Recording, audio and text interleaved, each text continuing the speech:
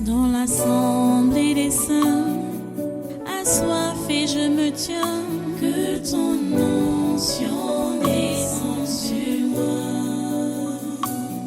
Conscient que mon destin est dans le creux de ta main, que ton onction descende sur moi. Je suis disposé, assoiffé, que ton onction descende sur moi. Je suis disposé, assoiffé,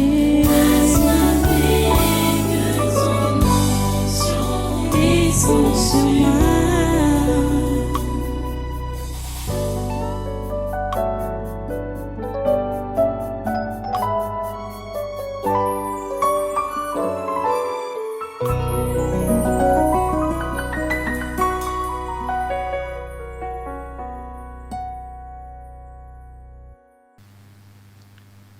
Tu dis que tu aimes Dieu, tu aimes les gens.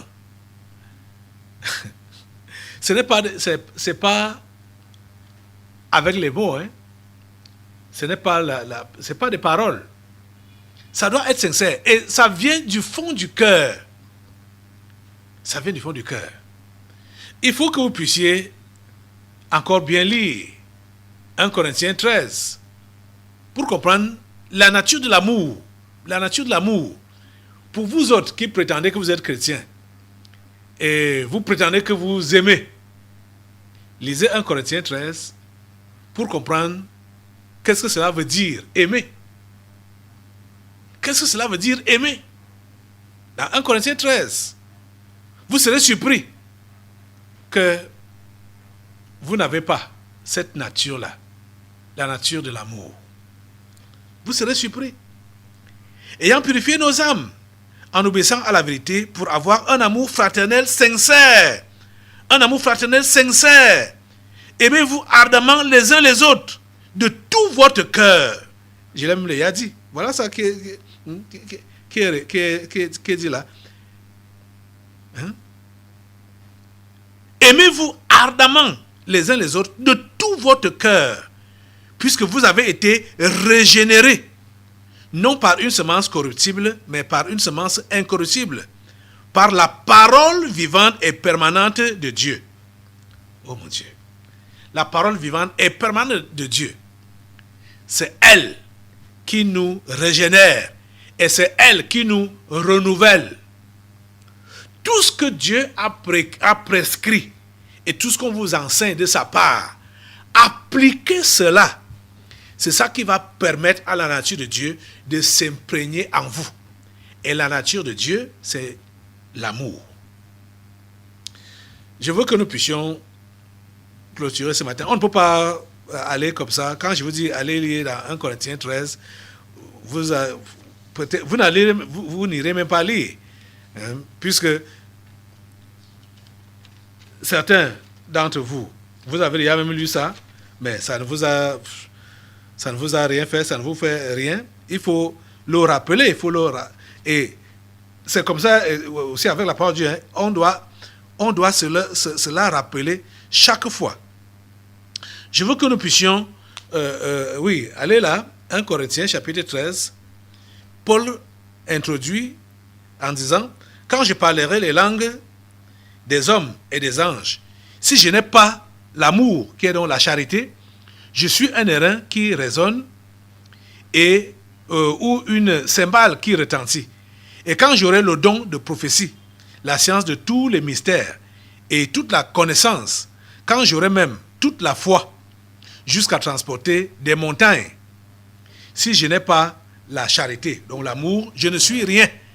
Et quand je distribuerai tous mes biens pour la nourriture des pauvres, quand je livrerai même mon corps pour être brûlé, si je n'ai pas la charité, donc l'amour, cela ne me sert de rien.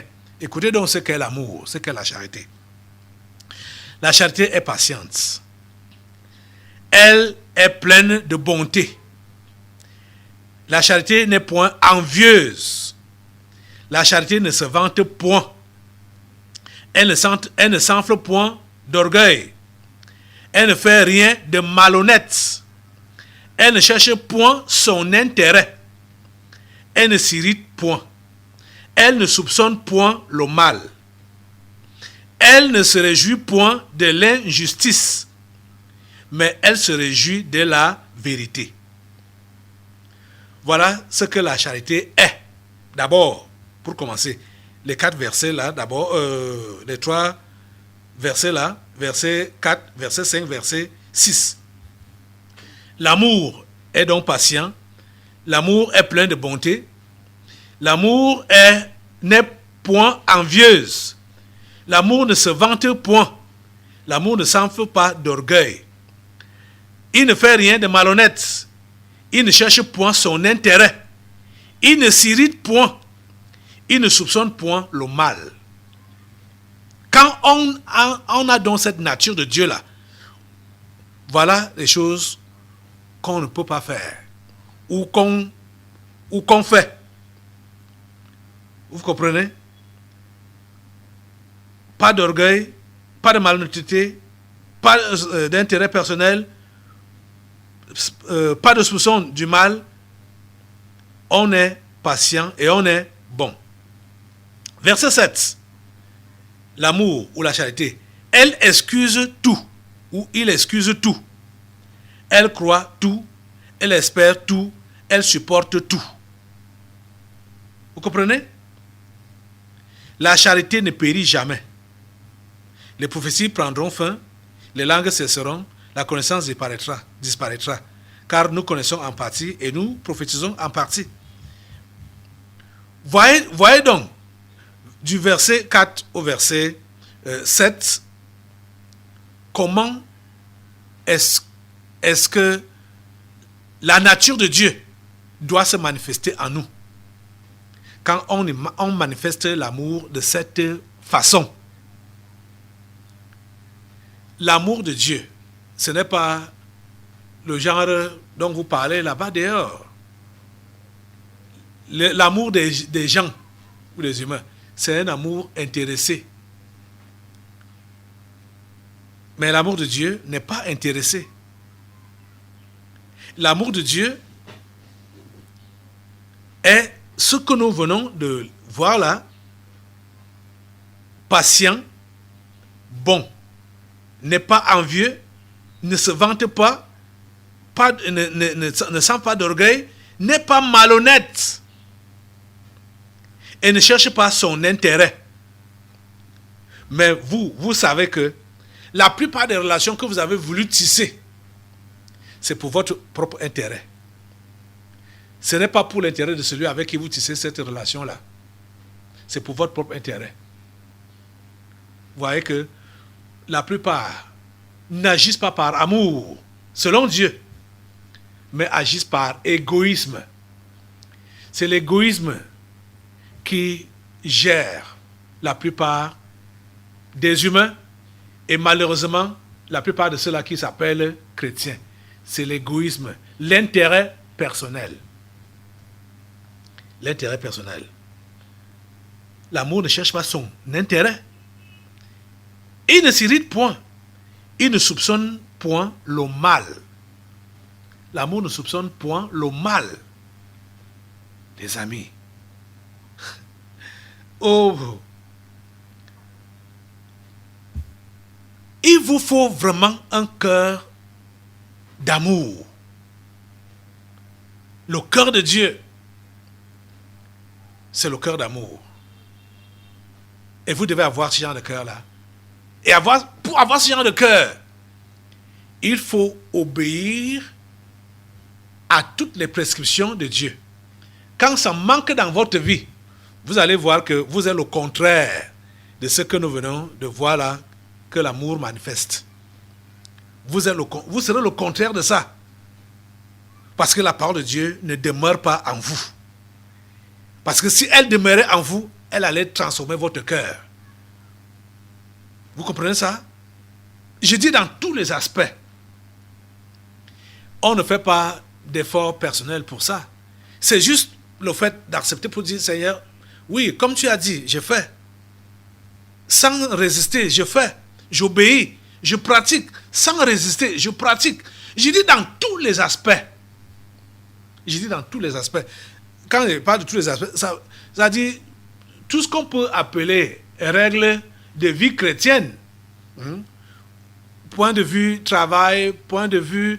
je dis dans tous les aspects. Quand tu pratiques la parole, dans tous les aspects, l'amour de Dieu s'installe en toi. Sa nature donc s'installe en toi. Et c'est comme ça donc que tu es donc moulé à son image, à l'image du Créateur. Et l'image du Créateur, visible et concrète, c'est l'amour, qui ne cherche pas son intérêt. Un amour volontaire, qui aime même ceux qui ne sont pas aimables. L'amour. Il ne faut pas confondre à cela l'indulgence. Parce que Dieu aime, et comme il aime, c'est comme ça qu'il punit aussi et qu'il châtie ceux qu'il aime pour les rectifier. Ce n'est pas l'indulgence. Ce n'est pas le laisser aller.